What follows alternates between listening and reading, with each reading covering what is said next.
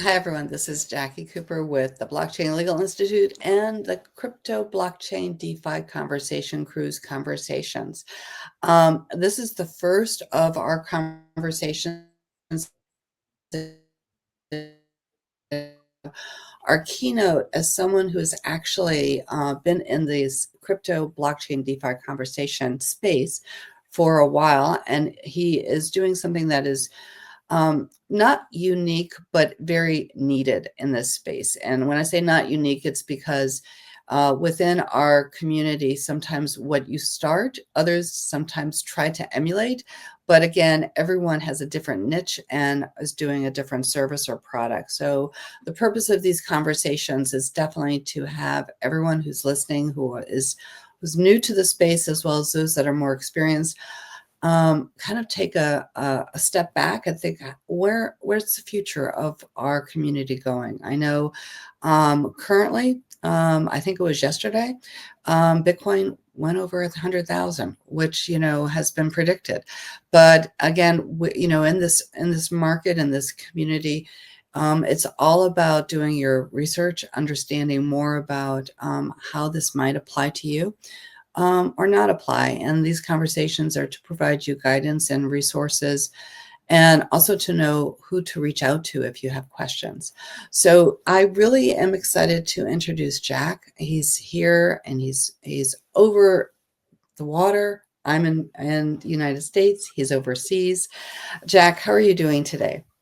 I'm doing great. I'm doing great. Thank you for the opportunity. And yeah, Bitcoin crossed 100K. It's something that we have eagerly anticipated or hoped for, guessed. So it's fun to see it happen. There is there's a lot of stuff going on in crypto. Mm-hmm. Having been a part of it for a decade now. I've seen many things come and go. Bitcoin seems to be the one thing that stands. Um, though Bitcoin has its own controversies and its own kind of muddied waters and tons of stuff to say. Either way, I think it's great to see what's happening in the Web3 space all over the world. We're gonna get a much more pro crypto attitude from well, not only from the US but from Europe under MiCA regulation, and yeah, everywhere else essentially is now recognizing the value of blockchain and crypto to a degree which people like me who have been here for 10 years in this industry, we had kind of dreamt about and hoped for, and it's very, very unique to see it come to fruition like it is. So, how did you get into this space? What made you curious and decide that you wanted to actually build a business that is doing something that is very needed? I got into crypto via Bitcoin back in 2013. Saw Mt. Gox, MT Gox, one of the early centralized exchanges, I think the only centralized exchange. Of course, it got hacked and whatever. A lot of stuff happened with that. So, as with so many other people, I unfortunately lost some stuff in those early days. It's not a lot. I bought a few Bitcoins in those early days. I just remember the price of it being like $13 or something per coin. Um, then it had its first kind of pump to a few $100s. And I got real curious on what was this thing. And initially it was just some nerdy kind of thing you find in the fringes of whatever Reddit or 4chan or whatever you are. It's just like it just came upon my radar in a weird way. And I thought it was fun, wired some money to this Japanese exchange. And after like 2 weeks or something, the bank got the money and I bought my Bitcoin. Bitcoin went up in price and I got more curious. I was a student. I was young, studying marketing, and like from that moment, all of us like it's like a blue pill moment. All I could think about was like Web3, and I took the opportunity as a part of my education that anytime we had to do a thesis or report or could do anything voluntarily, I chose to focus on blockchain related stuff. Later on, as a part of my education, I studied entrepreneurship and went on like a business school. Uh, and again, same thing. All the stuff we did, I had a crypto blockchain kind of angle to it in those early days. So I fell in love with the idea of programmable money. Like, Mhm. oh, you can use Bitcoin for this and that, and you can build this and that. Like, there's so much cool stuff which could be fixed with Bitcoin back then. And then the industry kind of slowly got bigger. We got some companies in that tried doing some early crypto stuff back in, let's say, 2014, 15, maybe. I started a crypto community on Facebook, Bitcoin Talk Denmark, like kind of an extension to the official Bitcoin Talk. I just wanted a Danish group to chat with about this kind of stuff. It's a long-standing group still to this day. It's a great community of people. But it's from within that group I got my first crypto job, doing marketing for a firm, and then eventually became a business developer, and eventually became head of innovation in this industry with the companies I worked at. So I got to build with more legitimate partners like media companies or PSPs and municipalities and law firms, and everybody had their idea of crypto, but none of them really knew what they were saying, right? It was so technologically advanced, and people were like grasping for, to understand it in those early days. Remember, this is pre the invention of the word stablecoin, Yeah. right? Yes. It's pre RWA, pre CBDC, pre. I'll give you so all of these things when we were talking about it. Like, try to speak with a bank about stablecoins before the invention of the word stablecoin. Um, anyway, I built a bunch of cool stuff with a bunch of different industries. That gave me a lot of experience in this industry. And the common denominator for it all was that it was all based on Bitcoin and then later other volatile coins, which made it difficult or impractical to use for day-to-day purchases and settlement tokens and different projects. Like, one of them was a media coin, pay as you scroll. So every scroll had like a nano payment to it. So you didn't need to subscribe to 5 different online media. You could just have a wallet that followed you, and you could do like micro donations to the content creators that you consumed content from. Can't do that when Bitcoin goes 100% up and 100% down on a weekend, right? So I very quickly realized that we needed something stable. So I wrote an application and I sent it to the Innovation Fund in Denmark. I was still a student at this point, to apply for a program to study the feasibility of introducing e-krona, like a Danish crypto stablecoin. I got that grant, so that means that I got a little bit of support, or some substantial support, to work on this initial idea of called it smart money, or making dumb money smart. It's like, I'm tired of all these new coins and new tokens. Everybody's making a coin. Let's just make dumb money smart. Can we make a coin that's like euro, dollar, pound? And that was stable coins in their infancy, right? Today, 7 short years later, we have done just that. We have built a tokenization engine that can issue tokenized real world assets like fiat, gold, other assets as we grow. Today we have e-euro, e-dollar, e-pound, e-Singapore dollar, and recently added e-gold.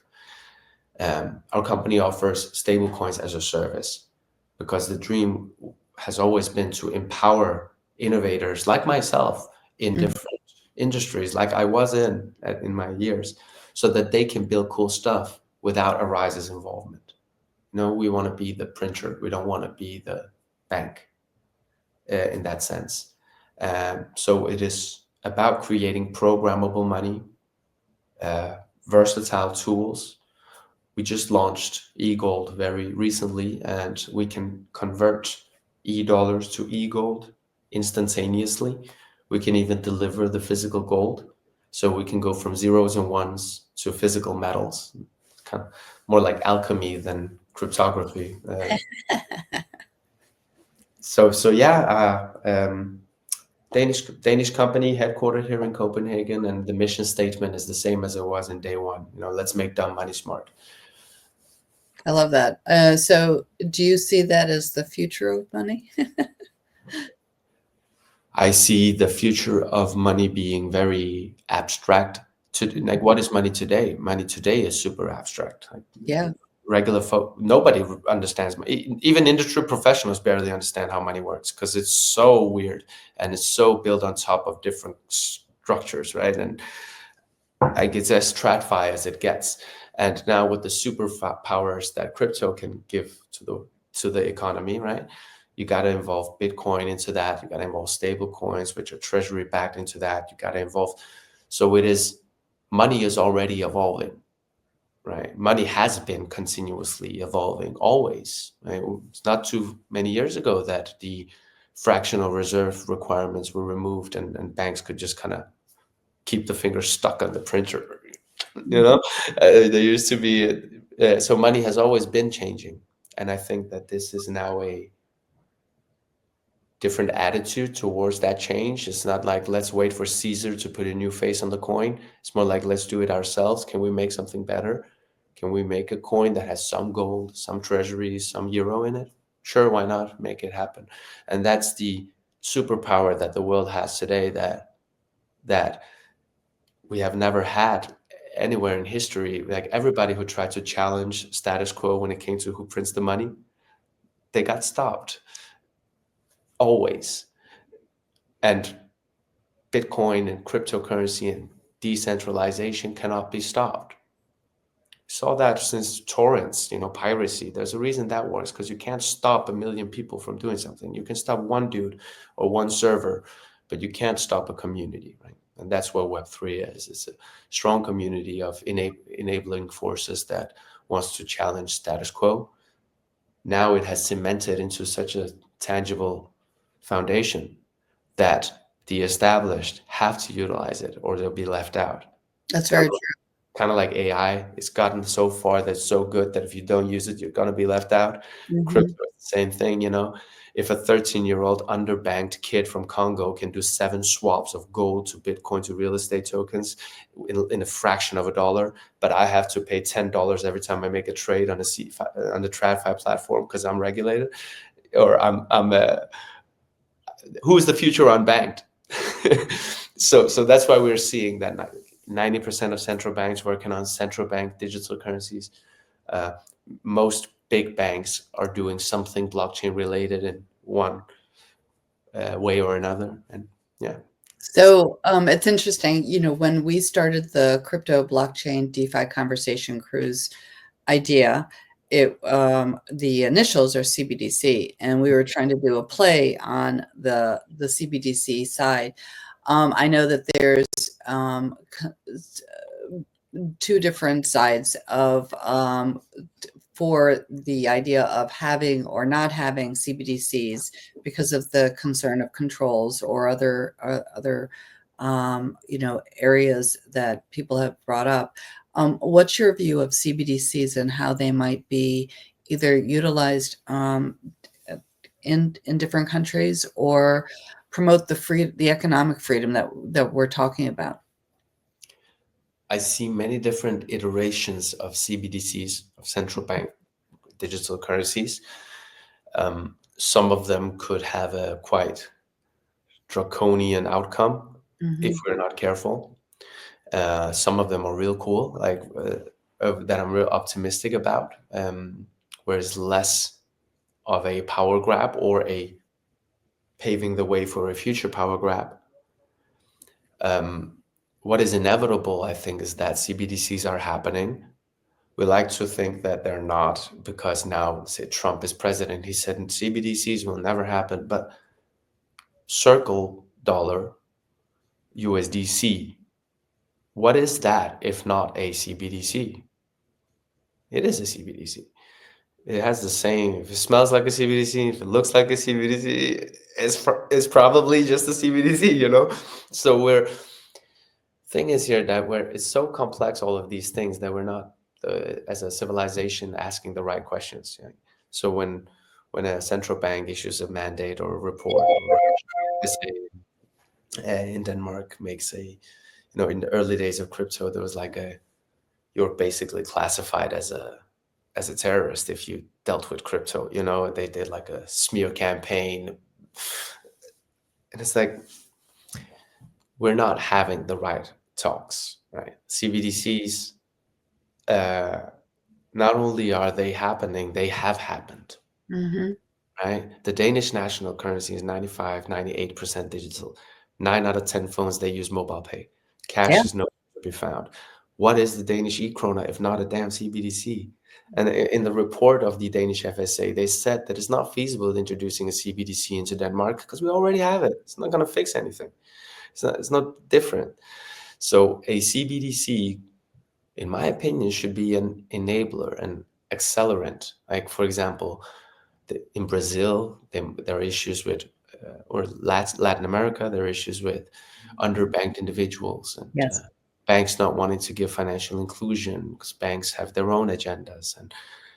And it is a way to give something to the people like they did in India recently with their payment ecosystem. I can't remember it, but it's like a mobile payment setup they introduced.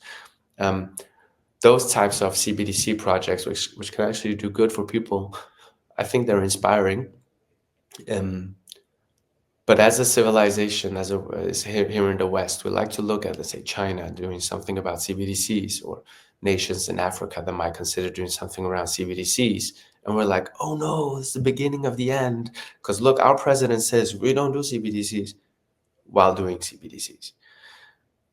I don't know if I'm going to get very No, much for these comments, but just no, I think we it's need to ask the right questions. And no, and just it's true. Arise want to Very be a true. tech provider essentially to uh, as many as possible, so we don't have one CBDC coin to rule them all. But if we have tens of thousands of coins, like loyalty coins and gift cards, and kind of like might think of it like if each state had their own dollar, if each business had their own dollar, if each underlying mechanism had their own kind of thing, it is much less risky than all of us keeping money with one big bank, right? Because what if it doesn't do the thing is what it's got to do, right? And oftentimes, like on the clock, every decade or so, we know it's bound to happen. Another banking crisis, another something, and I think that we should have tokenized deposits. All banks should tokenize their stuff. Central banks should tokenize their stuff. Different industry participants are going to tokenize their stuff. It is an entire industry of tokenization. And a natural step of that is central banks also doing it. We believe that we can be a technology provider for those initiatives and to make sure that we get our values, our Danish DNA, our attitude and kindness into the solutions we build. Because the alternative is very easy to find. So I have, for those that are, again, new to the space, they might have a understanding about Bitcoin, and we're going to be obviously providing them a understanding more about stable coins. But there are these alternative coins. They're, cryptocurrency. And how do you think that for those that are within the space, new to it, they should understand how to kind of evaluate this cryptocurrency that might not be within Bitcoin or a stable coin because of the risks and volatility? How what's been your approach within this area, and what advice or information can you? We're not giving financial advice or investment advice here or legal advice, but what guidance can you give to those that might be curious and because they're hearing everything going on and they do want to step in?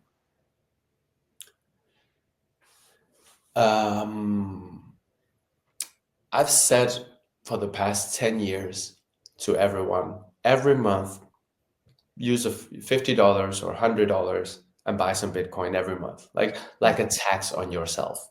Whenever you get your salary, get a bit of Bitcoin. Don't look at the price. Don't think about it. Just do it. Yeah. God, I wish I did that myself, Today, I would say do the same, but put it in an index with like top 5 coins, top 10 coins, something like that. Because set and forget type attitude. Don't become an investor just because the charts look pretty. Like my entire social media feed has become like young people who think that they're trader. All of them are investment bankers or traders because now they have charts they can look at. I'm not a trader. I don't want to be a crypto trader. I'd love to be an investor. I'd love to invest in projects, but then it's just do your traditional due diligence stuff. Doesn't matter if it's tokens or equity or whatever it is. It's the traditional stuff. Speak with the team, visit the company, look at their business model, analyze do your due diligence. No different from crypto. Right. Crypto just adds. It's just a vertical, which is interesting, but so is biotech, so is artificial intelligence, and 3D printing, additive manufacturing, and there's a lot of cool verticals. And I would not suggest that people FOMO into crypto because of this. Oh no, if we don't have Bitcoin in 10 years, we're gonna eat dirt. Like, no, you're not. Relax. You'll be exposed to Bitcoin when your pension fund decides to allocate some of their money into Bitcoin. Very true. Very true. You don't need to do it. Don't take the risk of being hacked and the centralization of the exchanges. And I have seen every single horror scenario you can imagine in my 10 years in crypto. People getting hacked, phishing attacks, scams, wallets lost, ledgers lost. So no, don't swim in those waters unless that's something you really want to. If you want to swim with sharks, go ahead. But I wouldn't recommend it. So, you are very knowledgeable about wallets, and since we're starting off some of our conversation about the basics about mindset, and you did talk about Ledger. What guidance can you give on wallets, both the decentralized side as well as the centralized side, as well as the cold wallets, that type of thing? For those that, again, might be familiar, there's always other things that we need to learn. But what's your take on that? Yes, the previous question about, let's say, investing in crypto, Hmm. I think my stance on that was quite clear. But the wallets that can hold crypto, they can also hold so-called stable coins. They can also hold tokenized real-world assets and so on. So the the assets and the wallets and the ecosystem ties in together. Hmm. The reason I say don't invest is because anyone can make a coin now. Like, you can make a website, and there's a big chance of losing money. But why can everyone make a coin? It's because the tech stack and the ecosystem has matured to such a degree that now have shelf products, right? Some standard from here, some code from here, and then it works. You have a coin. Um, and you can keep that coin safely in a wallet, right? Um, so wallets, I read somewhere that 1/3 of people in LATAM have used stable coins for payments. I read somewhere that 4 million people are using MetaMask in the Philippines. MetaMask is a leading crypto wallet. Yes. And the thing with these wallets is you often hear in crypto, not your keys, not your coins. Hmm. And it can be compared to either you hold cash in your hand or you give it to a bank. If you give the cash to a bank, it becomes the bank's, and you get like an ownership certificate, an IOU from the bank, that they owe you that amount of money. They can end up not having to pay that back if they go bankrupt, for example. But Yeah. no, but with cash in your hand, it's different, right? It's yours, and you choose to give it to. With cryptocurrency wallets, you have similar stuff. You can hold your private keys, they're called, the access to these cryptocurrencies, the password, so to speak. You can hold it yourself, or you can give your coins to an institution that can hold it for you. Now, these institutions have become very big, and some of them are really good. Some of these exchanges do real great work. Uh, so I wouldn't say don't hold any crypto with if you're into Kraken or Coinbase or Binance. I mean, they're decently secure. Uh, the they offer stuff, trading, earnings, yielding opportunities, investment products. They offer different types of products like a bank would. So when you deposit your crypto with them, you might have certain tools you want to access. But accessing these platforms is similar to getting a bank account, like a small bank account. Like it's easier to get a crypto exchange, but you still need some ID and whatnot. When you hold the coins yourself, it is like a cash wallet, right? So I can now download a cryptocurrency wallet on my phone. There's like a 5 minute setup because it asked me to write down some names and there's some words on a piece of paper. It's a recovery sheet. So if I lose my phone, those words can recover my keys. In this scenario, I hold my own keys. I haven't asked anybody for permission or forgiveness or anything else to create a digital account. Now I can start accepting payments in stablecoins and cryptos and this and that. Aryze has recently partnered up with MetaMask, one of the leading wallets. And the goal is to add our stablecoins that we can issue as stablecoins as a service. If we want to do a BLI USD or something like that, your own stablecoin, Right. we can make that spendable with the MetaMask debit card. Same thing with our gold stablecoins. So you can have actually spendable gold, which means that anybody around the world can download a wallet and start accepting payments for their services and for their products. And so I do think that the wallets and the ecosystem is super important. Not Hmm. a huge fan of the millions of meme coins and stupid coins that people deploy. But when it comes to,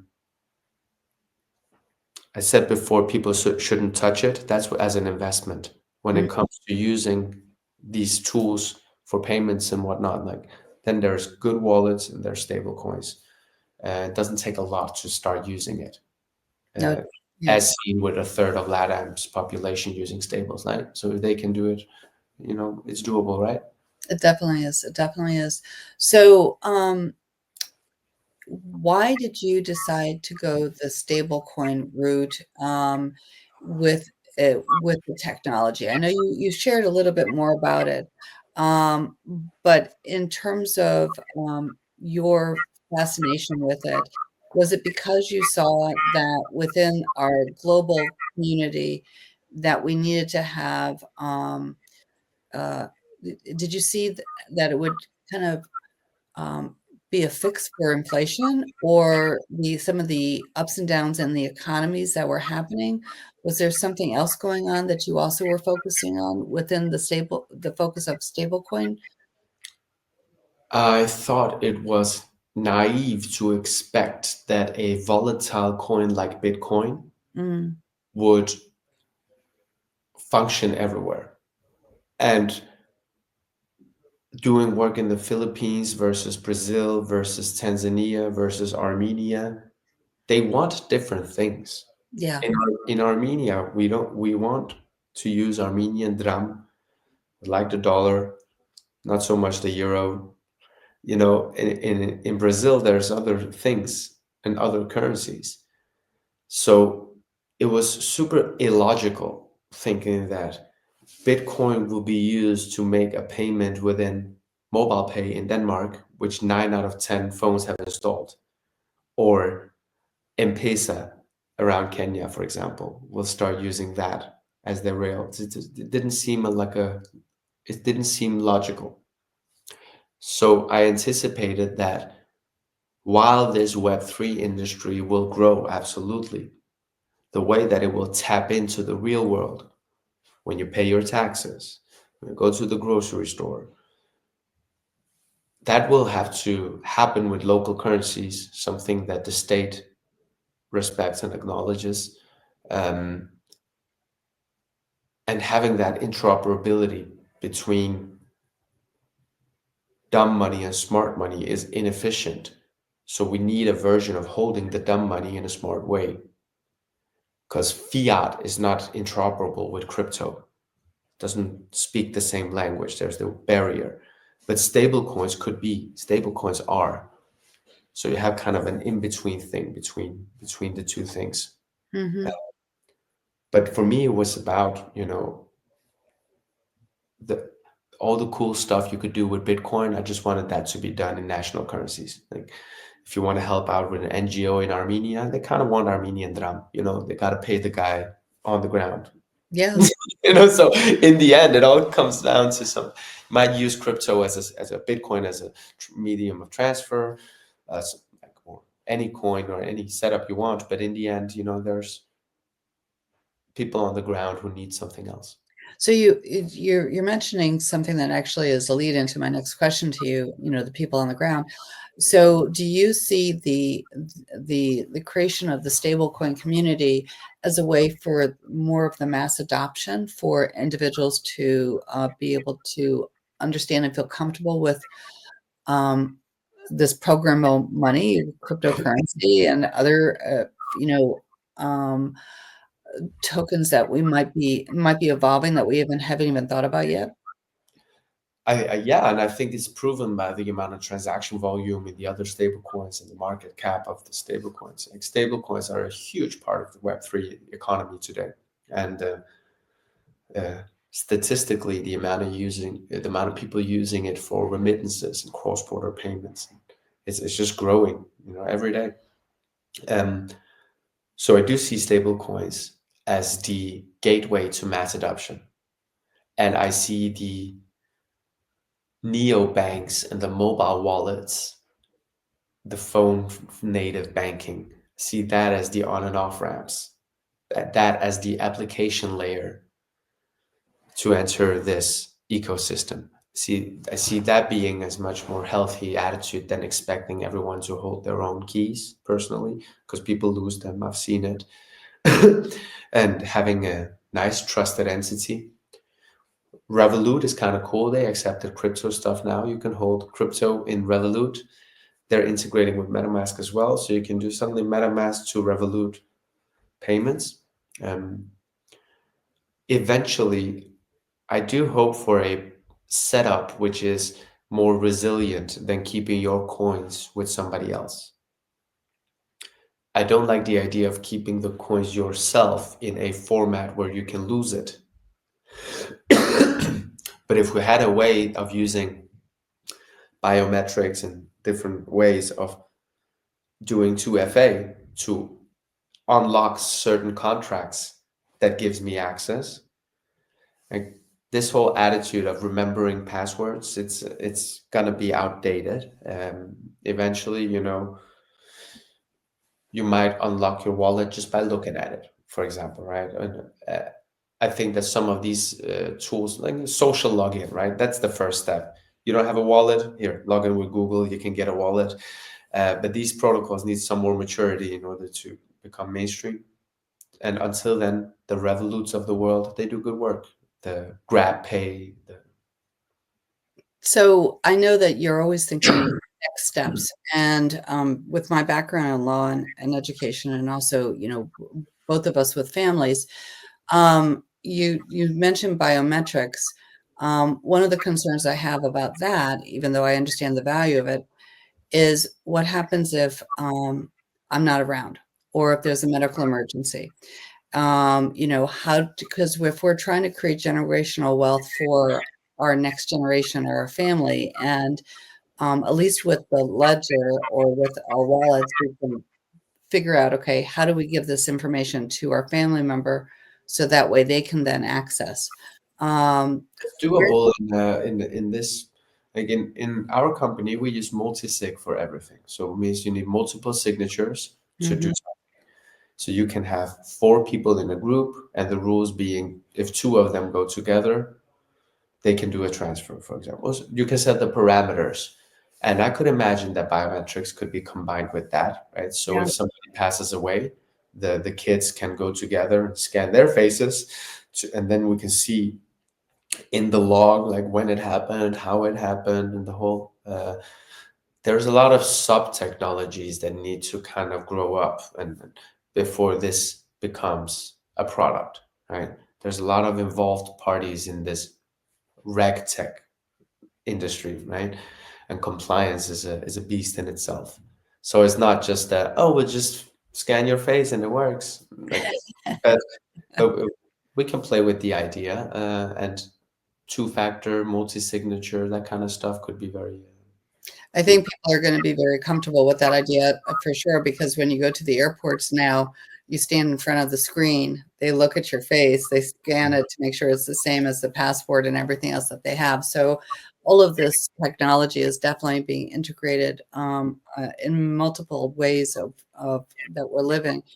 Um, any last minute thoughts that you would like to share with those who are listening to our conversation and the conversations that are about to happen? Because I know that one of the reasons why I wanted you to do our keynote is that you are a visionary, and you're always looking at where the next steps are. So, any last minute thoughts that you'd like to share with those who are watching? I think that the industry has now come to a point where the infrastructure is so good that the applications that are popping up now can be really, really interesting. And some of the tokenization of real estate, I think there's some real cool projects in that. Some tokenization of RWAs, real world assets. Now there's a lot of gray areas and a lot of muddied waters in that industry as well, but uh, there's also some real cool projects. Um, the projects that come today are stronger than when they did 5 years ago because they utilize everything that has been done for the past 5 years, right? So we got resilient and strong projects out there that are doing real cool stuff to a level where the big banks and the big like top established auditing for consultancy firms are utilizing the very same Ethereum tools that the rest of us are utilizing. So be careful. Don't start investing. If you just jump in and start buying stuff, that's like a casino. Can be fun, do your thing, but it's gambling. Uh, if you do want to invest in this industry, you do the traditional way of doing your due diligence. Doesn't matter if it's AI or biotech or blockchain. Um, and the companies that are here today, the ones that do good work today, they're going to be here in the next 50 years as well. It's like Google wasn't the first search engine, and Aryze is not the first stablecoin issuer, but we're going to be one of the last. So on that note, also for everyone who is listening, know that we are also going to be publishing an ebook, and so everyone who's you're seeing within our videos will also have different short articles with contact information, so you can also explore what they're doing, in addition to others that will be contributing, because this is such a diverse area and there's so many topics to be spoken about. But thank you so much for coming on today and being part of the crypto blockchain DeFi conversation. And our cruise around the world continues now that we're going to be going to our next conversation. So for everyone, hit the next button so you can enjoy the next conversation and continue the learning. And thank you so much for being here, Jack. I know we'll have many more conversations during our time together. Thank you for having me. It was fun. Bye-bye.